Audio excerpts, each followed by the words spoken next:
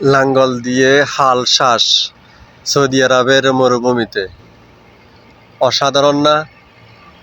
আমরা তো আগে কল্পনাও করি নাই সৌদি আরবের মরুভূমিতে লাঙ্গল দিয়ে এভাবে চাষ করবে। আমাদের বাংলাদেশে যে এরকম ট্রাক্টর দিয়ে হাল ছয় দেখছেন, পিছনে একটা আপনার লোহা জাতীয় কি জানি একটা সুন্দর করে হাত পার মতো করে বানায় ওটার পিছনে লাগাইছে শাকগুলারে ছোট করার জন্য। অসাধারণ না? বাংলাদেশের পদ্ধতি এখানে ব্যবহার করতেছে, ব্যবহার করার পর এখানে চাষাবাদ চলতেছে। দেখছেন, এই যে এখানে আপনার এই তিতা করলা, চিচিঞ্জা, এরপরে ঢেঁড়স, আরো বিভিন্ন জাতের ফসলাদি করছে। এই যে এদিকে দেখেন, এদিকে যে সাদা ডাকি রাখছে, এগুলা নতুন বীজ রোপণ করছে বীজ উঠার জন্য। এমনকি ওই যে এখানে তো মরুভূমি ভিতরে তো আপনার এই বালু উঠলে সব করে এলাই, এই জন্য কাপড় পাতলা এক ধরনের কাপড় আছে, ওই কাপড় দিয়ে ঢাকি রাখছে। গাছগুলা উঠলে প্রায় মনে করেন মোটামুটি এক বিয়াত হইলে এগুলা আবার তুলি দিবে। সবকিছু আনকমন এই আর কি। তার হচ্ছে যাই ফাঁসে যে খেটটা মানে পুরানো গেছে ভাঙ্গিয়ে লাইছে, ওইটার ভিতরে আবার ওট, মালিকের ওট দিয়ে ওইটা খাওয়া লাগতেছে।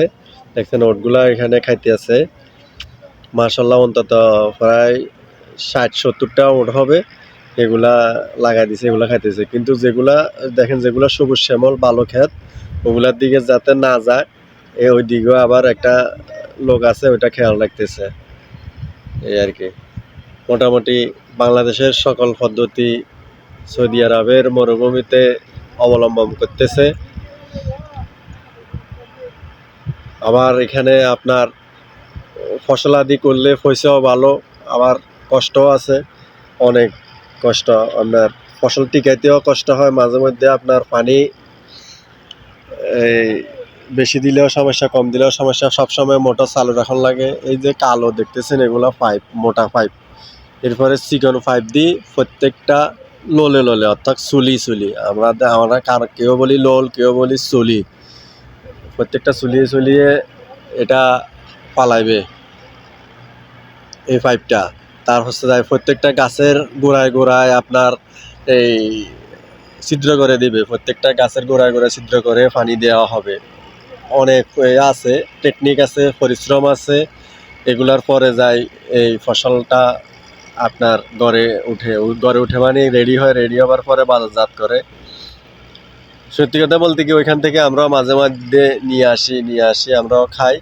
অনেক টাইমে লাউ, বেশিরভাগ আমি কাঁচামরিচ নিয়ে আসি ওদের থেকে।